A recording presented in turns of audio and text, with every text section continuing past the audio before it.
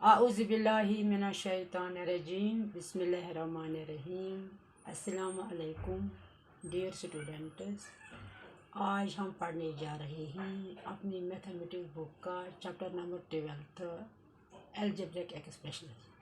तो बच्चों, introduction of algebraic expressions हम आज पढ़ने जा रहे हैं, क्योंकि हमने लास्ट क्लास में भी अलजेब्रिक एक्सप्रेशंस पढ़ा है।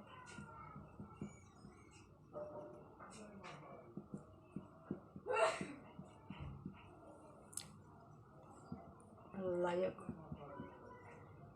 algebraic expression is like x plus 3 y minus 5 and 4x minus 2 ये अलजेब्रिक एक्सप्रेशन हैं। तो प्यारे बच्चों, आज के लेक्चर में हम कुछ नई चीज़ें डिस्कस करने जा रहे हैं, जैसे टर्म्स, expressions,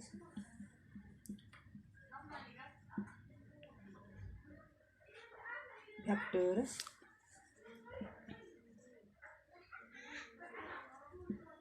and quotients।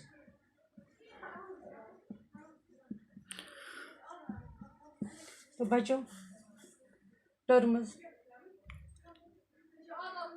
आपने लास्ट क्लास में ये पढ़ा है कि अलजेब्रिक एक्सप्रेशंस में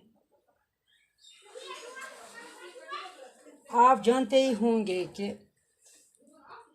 एक्स, वाई, जेड या पी, क्यू, आर या एल, एम, एन, इनको हम वेरिएबल्स कहते हैं। और जो नंबर्स होते हैं, नंबर्स लाइक 5, 3, -7, -8 सो ऑन, तो इनको हम, ये नंबर्स ही, इनको हम एक्सप्रेशन में कांस्टेंट कहते हैं। तो बच्चों, अब टर्म्स क्या होते हैं? अगर हम यहाँ पे लिखते हैं ये एक्स स्क्वायर है। एक्स स्क्वायर का मतलब है इस एक्स को हमने 2 बार मल्टीप्लाई किया है। जब एक्स और एक्स को हमने 2 बार मल्टीप्लाई किया है, ये बन गया एक्स स्क्वायर, तो इसको हम टर्म कहते हैं। इसी तरीके से एक और एग्जांपल है 2y स्क्वायर। 2y स्क्वायर का मतलब है ये जो y स्क्वायर है, y को हमने 2 बार मल्टीप्लाइंग किया, y मल्टीप्लाइंग y मल्टीप्लाइंग 2, तो जो ये y मल्टीप्लाइंग 2 जो है, ये 2y स्क्वायर बन गया। तो इसको हम, ये भी टर्म है। अब टर्म किसको कहते हैं? जब हम टर्म्स को आपस में मिलाते हैं तो इसके भी वो एक्सप्रेशन बनता है, जैसे एक्स स्क्वायर प्लस 5, या ये सिंगल हम एक्स स्क्वायर, इसको भी हम एक्सप्रेशन कहते हैं। 2y स्क्वायर, इसको भी हम टर्म या एक्सप्रेशन कहते हैं। इसके बाद है फैक्टर। फैक्टर्स क्या होता है?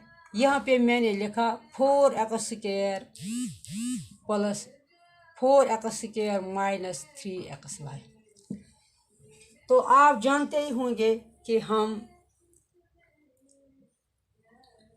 ट्री के ज़रिए हम फैक्टर्स निकालते हैं। मिसाल के तौर पर ये 4x स्क्वायर जो है, इसका मतलब है 4 multiply by x multiply by x, ये ऐसे है। इसी तरीके से ये जो -3xy जो है, इसका हम किस तरीके से फैक्टर निकालते हैं?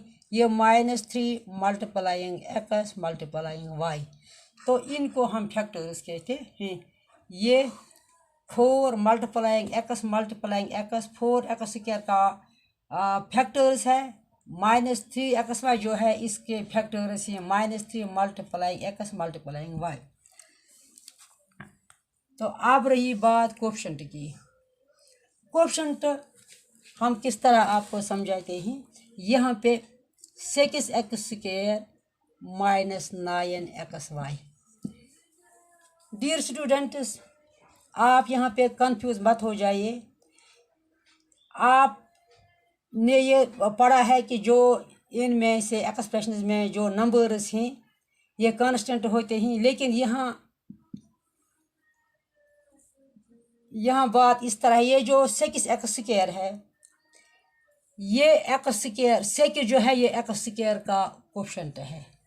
इसी तरह से जो ये 9xy है, ये 9 जो है, ये -9 जो है, ये xy का कोफिशिएंट है।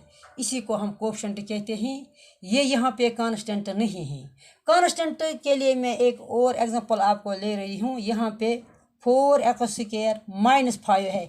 जो ये -5 है अलग, तो इसी को हम कांस्टेंट कहते हैं। जो ये 4x² है, इसको हम कांस्टेंट नहीं कहते हैं, बल्कि हम कहते हैं कि ये जो 4 है ये x² का कोफिशिएंट है। यहाँ 6 जो है ये x² का कोफिशिएंट है। ये 9 जो है ये xy का कोफिशिएंट है। तो कोफिशिएंट इसी को कहते हैं। तो आज हमने ये कुछ नई मतलब टर्म्स हमने यहाँ पे टर्म्स सीखा, या एक्सप्रेशंस हमने देखा। एक्सप्रेशंस क्या होते हैं, या हमने इस अलजेब्रिक एक्सप्रेशन में फैक्टर्स या कोफिशिएंट को हमने आज पढ़ा।